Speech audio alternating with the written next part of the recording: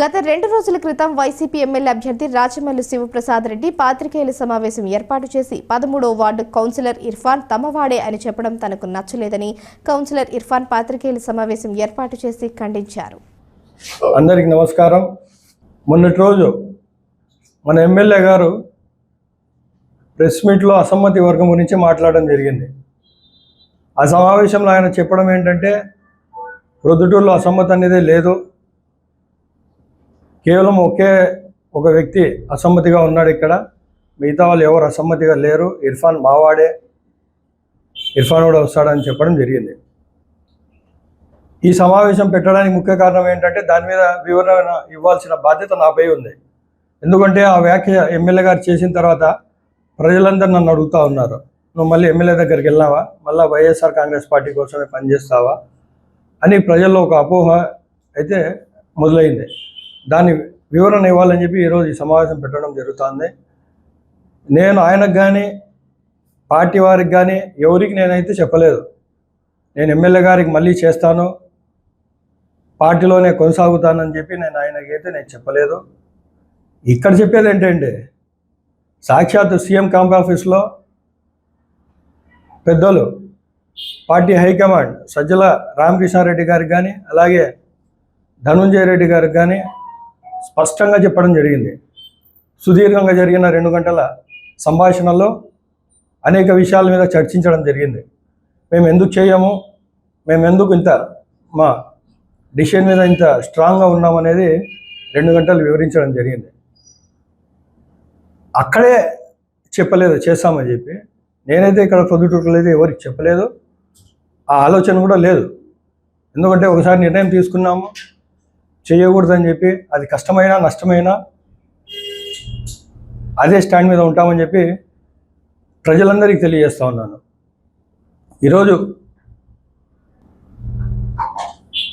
ఈరోజు ఆయన చెప్తా ఉన్నాడు, ఎమ్మెల్యే గారు చెప్తా ఉన్నారు, ఈరోజు నా వాడు ఇర్ఫాన్ వస్తాడు, నా కోసం వచ్చినాడు అని చెప్పి. ఏ రోజు మీ దగ్గర ఉన్నప్పుడు నా వాడు ఇర్ఫాన్ అని చెప్పి నాకు ఇవ్వలేదే. కేవలం నేను పక్కకు వచ్చిన తర్వాత ఈ సమయంలో ఇర్ఫాన్ మావాడు అంటున్నారు. నా మీద మున్సిపల్ ఆఫీస్లో కౌన్సిల్ సమావేశంలో నాపై దాడి జరిగినప్పుడు కూడా, ఆ దాడి జరిగిన తర్వాత అయినా పిలుచుకొని అందరు మా వాళ్ళే, ఇలా చెయ్యొద్దు, ఇర్ఫాన్ నావాడు అని చెప్పి ఏ రోజు చెప్పలేదు ఎమ్మెల్యే గారు. ఏ రోజు గుర్తుకొచ్చామా? బీసీ నాయకుడు రమేష్ యాదవ్ మావాడే అంటున్నారు. ఆయన ఈరోజు ఎక్కడున్నాడు? రాష్ట్రం అంతా తిరుగుతూ ఉన్నాడు. కానీ ఈరోజు ప్రొద్దుటూరులో కేవలం ఒక సామాన్య ప్రోగ్రామ్ కూడా ప్రోటోకాల్ ఉన్నా కూడా ఆయనకు ఆహ్వానం లేదు. ఎందుకు? శివచంద్రారెడ్డి అసమ్మతి అంటున్నారు. ఆయనైనా ఎంత భుజస్కంధాల మీద మోసాం మేము 2014లో కానీ, మరీ ముఖ్యంగా 2019లో కానీ వైఎస్ఆర్ కాంగ్రెస్ పార్టీ కోసం, ఎమ్మెల్యే గారి కోసం మా భుజస్కంధాల మీద మోసినాం. శక్తి వంచన లేకుండా పనిచేసినాం మేము. జెండాను గెలిపించుకోవాలా, మా ఎమ్మెల్యే గారు గెలిపించుకోవాలని చెప్పి. మిమ్మల్ని నమ్మి మీ దగ్గరికి వచ్చిన వాళ్ళకు ఈరోజు అయిష్టంగా ఉన్నాడంటే అది మీరే తెలుసుకోవాల్సిన అవసరం ఖచ్చితంగా ఉంది. ఆ రోజు గత 10-15 రోజుల క్రితం సీఎం క్యాంప్ ఆఫీస్లో స్పష్టంగా చెప్పడం జరిగింది.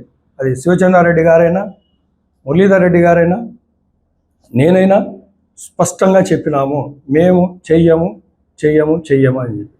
వారు జగన్ సార్ కోసమైనా చేయాలన్నారు. సార్, మేము రాజకీయంలో ఉన్నామంటే కేవలం అది వైఎస్ కుటుంబాన్ని నమ్ముకొని రాజకీయాల్లో కొనసాగుతూ ఉన్నాం సార్.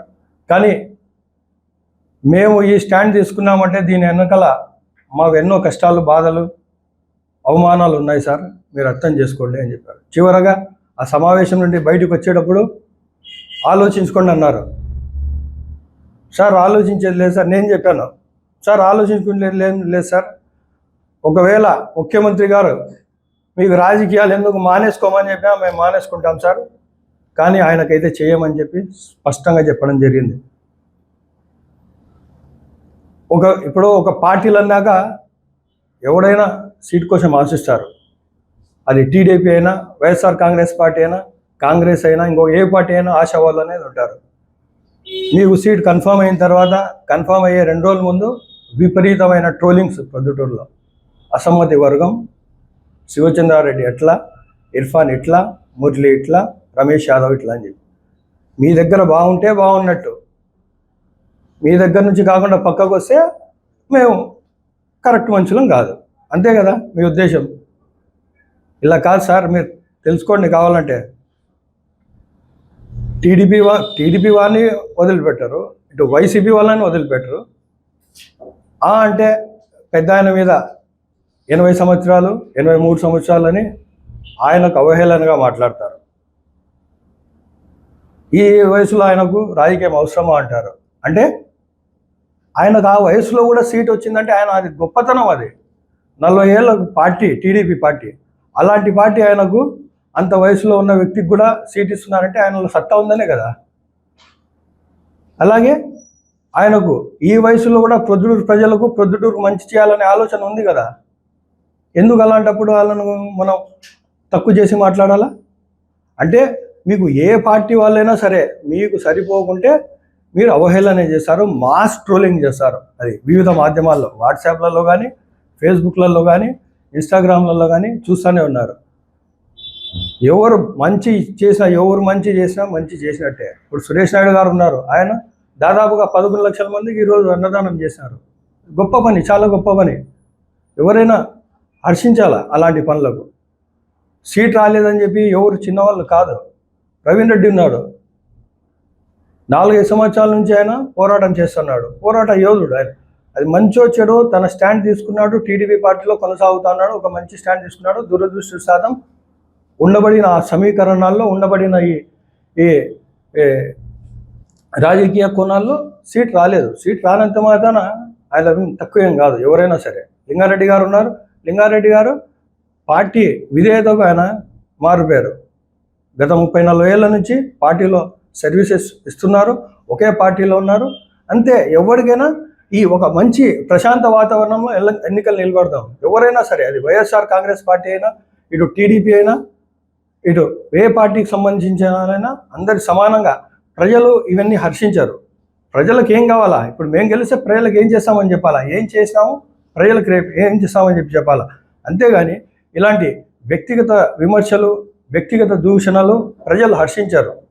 అలాగే వైఎస్ఆర్ కాంగ్రెస్ పార్టీలో కూడా సీటు ఆశించినారు. అది నేను కావచ్చు, శివచంద్రారెడ్డి కావచ్చు, ఎమ్మెల్సీ రమేష్ యాదవ్ కావచ్చు, మరి ఎవరైనా కావచ్చు. సీట్ రానంత మాత్రాన ఎవరు తక్కువ కాదు. ఎవడైనా ఆ స్థానం కలిగిన తర్వాత, ఆ పొజిషన్ వచ్చిన తర్వాత ఆ గుర్తింపు వస్తుంది. అంతేగాని ఇప్పుడు రాష్ట్రంలో దాదాపుగా 80-90 సీట్లు మార్చినారు అంటే వాళ్ళంతా చేతన కానోళ్ళనా? కాదు కదా. ఆ రోజు ఉండబడిన ఆ సమీకరణాలు, ఈక్వేషన్స్ ఏమున్నాయి, ఎటువంటి ఆ ప్రణాళికల ద్వారా సీట్ కేటాయింపు జరుగుతుంది. అందుకనే ఏదేమైనప్పటికీ ప్రొద్దుటూరు ప్రజలకు నేను స్పష్టంగా తెలియజేస్తా ఉన్నాను. నేను మన ప్రొద్దుటూరు ఎమ్మెల్యే రాచమల్లు శివప్రసాద్ రెడ్డి గారికి నేను మద్దతు పలకనని చెప్పి సందర్భంగా తెలియజేస్తా ఉన్నాను. అలాగే నా భవిష్యత్తు కార్యాచరణ రాబో రోజుల్లో ఆత్మీయ సమావేశం పెట్టుకొని మా ఫ్యామిలీ మెంబర్స్ కానీ, మా కుటుంబ సభ్యులు కానీ, మా బంధువర్గం కానీ, మా క్యాడర్ కానీ, మాకు ప్రేమించే వాళ్ళు ప్రతి ఒక్కరిని మేము కొన్ని వేల సంఖ్యలో మేము ఈ ఆత్మీయ సమ్మేళనం పెట్టి తీసుకొని నిర్ణయం తీసుకుంటాం. కానీ ఒక్క విషయం అయితే స్పష్టంగా చెప్తా ఉన్నాను, నేను ఏ నిర్ణయం తీసుకున్నా అది ప్రొద్దుటూరు ప్రజల కోసమే, ప్రొద్దుటూరు ప్రజల మంచి కొరకే నేను ఈ డెసిషన్ తీసుకుంటానని చెప్పి ఈ సందర్భంగా తెలియజేస్తున్నాను. అంటే ఇష్టంతో వచ్చినామంటే, ఇప్పుడు వైఎస్ జగన్మోహన్ రెడ్డి గారు ఉన్నారు, ఆయన అంటే నాకు ఇష్టం. 2005-2006 నుంచి నాకు ఆయన అంటే ఇష్టం. ఆయన పార్టీ పెట్టినప్పుడు పార్టీలో చేరాలనుకున్నాం. అలాంటప్పుడు నేను డైరెక్ట్ జగన్మోహన్ రెడ్డి దగ్గరికి వెళ్ళలేను కదా. ఇక్కడ స్థానికంగా ఉండబడిన ఇన్ఛార్జ్, అలాగే స్థానికంగా ఉండబడిన లీడర్స్ ద్వారా వాళ్ళని కలిసి, అన్నా నేను ఇట్లా వైఎస్ఆర్ కాంగ్రెస్ పార్టీలో చేరాలనుకుంటున్నాను, ప్రొద్దుటూరు ప్రజలకు నేను సేవలు అందించాలనుకుంటున్నాను అని ఆ రోజు మాట్లాడడం జరిగింది. ఆ మాటల్లో ఆయన కూడా నాకు మంచి ఆ రోజు నాకు ఎంకరేజ్ చేయడం జరిగింది, ఎమ్మెల్యే గారైనా. కానీ అప్పటికి ఇప్పటికీ ఆయనలో చాలా మార్పు ఉంది. ఆ మార్పు ఏంటో ఆయనే గమనించుకోవాలా. ఈరోజు అసమ్మతి లేదంటున్నారు. ఆయన ఎవరికి సమాధానం ఇవ్వాల్సిన అవసరం కూడా లేదు. కేవలం ఆయన ఒక్కసారి ఆయన ఆత్మ పరిశీలన చేసుకుంటే ఆయనకి సమాధానం దొరుకుతుంది. ఒక ఇర్ఫాన్ అయినా, ఇంకొకరైనా, శివచంద్రారెడ్డి అయినా, మురళి అయినా, రమేష్ యాదవ్ అయినా, ఎవరైనా సరే ఈరోజు అసమ్మతిలో ఉన్నారంటే దానికి కారణం వాళ్ళే తెలుసుకోవాలా. మేము అంతగా ప్రేమించిన వాళ్ళం, విదేశాల్లో ఉద్యోగాలు వదులుకునే వాళ్ళం, వ్యాపారాలు వదులుకునే వాళ్ళం, ప్రతిరోజు నిత్యం ప్రజల్లో ఉండేవాళ్ళం. ఈరోజు వ్యతిరేకిస్తున్నామంటే మేము ఎంతో అవమాన పాలైనాము, మేము ఎన్ని కష్టాలు పడ్డాము, అదే ప్రజలకు కూడా తెలుసు, వాళ్ళకు కూడా తెలుసు.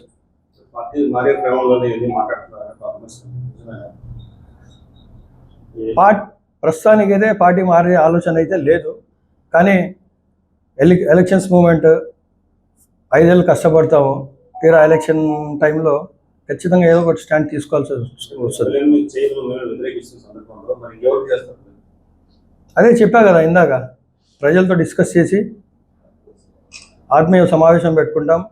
అందులో ప్రతి ఒక్కరిని సలహాలు సూచనలు తీసుకొని ఇందాక చెప్పినట్టే రుద్రూరు ప్రజలకు మేలు జరిగే విధంగా నేను నిర్ణయం తీసుకుంటాను. వ్యక్తిగతంగా కాదు, నాకు ఇప్పటికే అనేక పార్టీల్లో నాకు అనేక ఆఫర్స్ ఇచ్చినారు, కానీ నా వ్యక్తిగత ఎజెండా నేను పక్కన పెట్టా.